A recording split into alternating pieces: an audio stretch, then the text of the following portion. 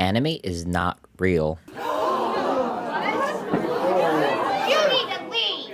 It is drawn, it is colored, it is written, it is voiced, and it all comes together to make something that is not only entertaining, but very pleasing to watch. And it's through all these things that the audience can get attached to, because anime has very good storytelling, stories that can range from very down to earth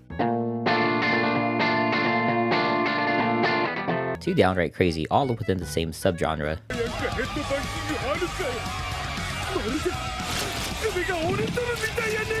But have things gotten a little too out of hand lately?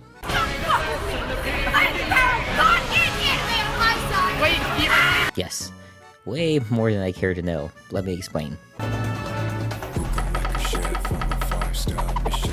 Welcome back, I'm Dusk. Today we're going to go over something I've seen happen over the last few months, and I 100% wanted to stay away from it. Let's call it a detachment from reality that's recently made its way into my comments. I won't be pointing out what it was, but it did get me thinking, because I'm not going to write off anyone who falls under this category. I wouldn't want to alienate anyone, but I do want to get an idea of why. Do people think anime characters are actual living, breathing things? Is Nezuko real? Can Bakugo consent to the Deku ships? And while this does seem a bit odd, this kind of thing has probably been around a lot longer than you might think. Whoa!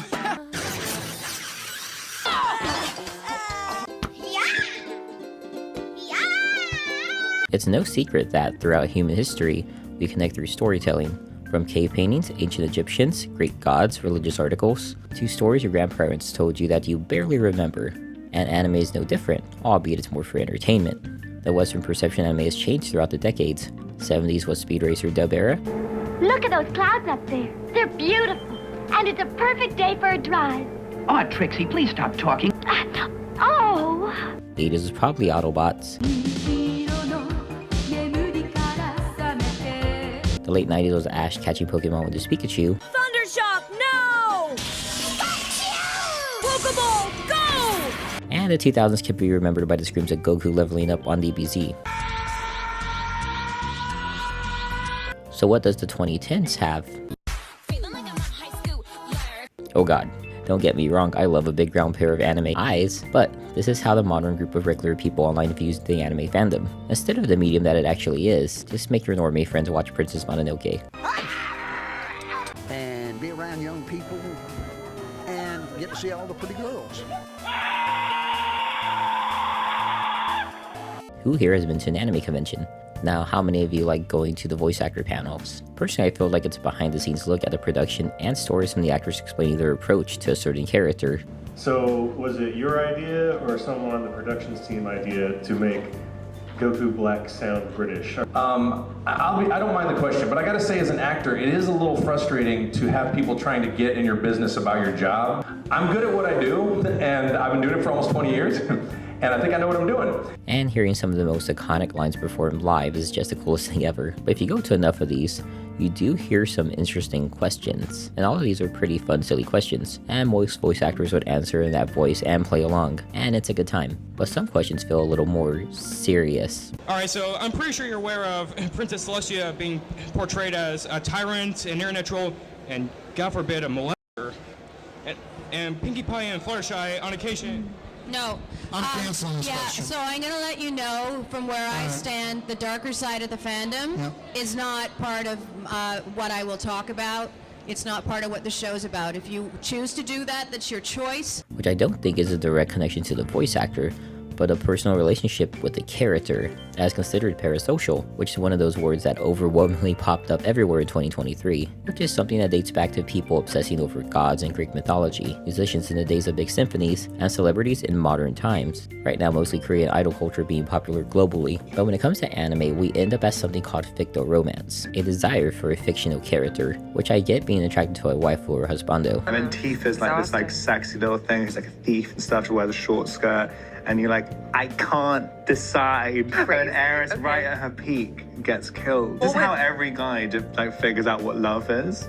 The They're drawn and marketed by mangaka, artists, editors, publishers, and studios will be very attractive and popular. Those takimakuras are going to sell well if you put an unattractive character on the cover. Great character to simp over, if you're going to simp over any character. But there has to be a limit, bro. But when speaking on fictophilia, it's defined as feelings that go beyond the act of perception, as people attach to fictional characters for a significant amount of time. While it's not considered a specific diagnosis of a problem like video game addiction has been recently, there have been a ton of studies and surveys on the subject. While looking into it, it made my brain fry just trying to understand the language of the studies. But in extreme cases, we are left with a paradox.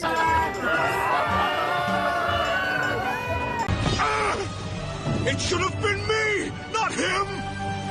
It's not fair! So this is where it stops being, hey, this person is cringe, to this is just sad. And not in a pitiful way, but more like, is there anything I can do to help? Kind of concern. After reading up on this, I could definitely sympathize with some of these people. In a fictophilic paradox, the person is aware of their relationship being parasocial and fictional, but the feelings they have aren't. And knowing that it's something that could never be is painful. Knowing that the person they love isn't real is painful. They actually feel heartache from this, along with the stigma of how people IRL would perceive such a thing, which in turn creates even more loneliness. So these people resort to watching the same media multiple times, and joining groups of like-minded individuals online, where it's not only perceivably accepted, but encouraged, and a deep attachment to something fictional may be another sign of an underlying issue or trauma. This section was not something I was expecting while researching this topic. I originally wanted to end the video with some sort of funny intervention of sorts, but knowing all this, I just can't. And then other stories of people saying they connected with characters a lot with Digimon, where people would feel at times, and it would actually get them over that crest where they could feel hope again by connecting with the character in some way. If a character in anime or a video game brings you happiness, then enjoy what you like. Have fun with it. Maybe try to have a few friends to watch the things that bring you the most joy. It's pretty fun to talk about those things later and bond over something like that. Just as long as you're not threatening people IRL or online for a story change or a ship that you don't like. Because as we learned from the Kyo anti-fire, Japan doesn't mess around with threats anymore. Recently, a man threatening and stalking the Japanese voice actor for Mikasa was arrested. While doing research, I came across a video on the My Hero fandom, and I wish I never knew about the Bakugo blood video. What the fuck's going on? So much blood. Why? We clearly have gone past the point of no return. With that being said, thank you all for watching. Like the video and leave a comment. I try to reply to everyone I get. If you're new here, consider subscribing. If you're already subscribed, hi. While you're here, watch one of the shorts. They're pretty unique and a lot of work goes into them. And I'll see you on the next video. Bye.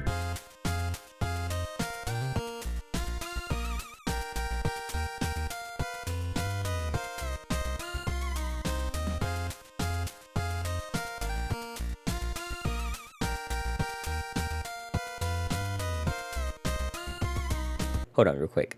One more thing. Watch this. Watch this. Oh boy. That's it.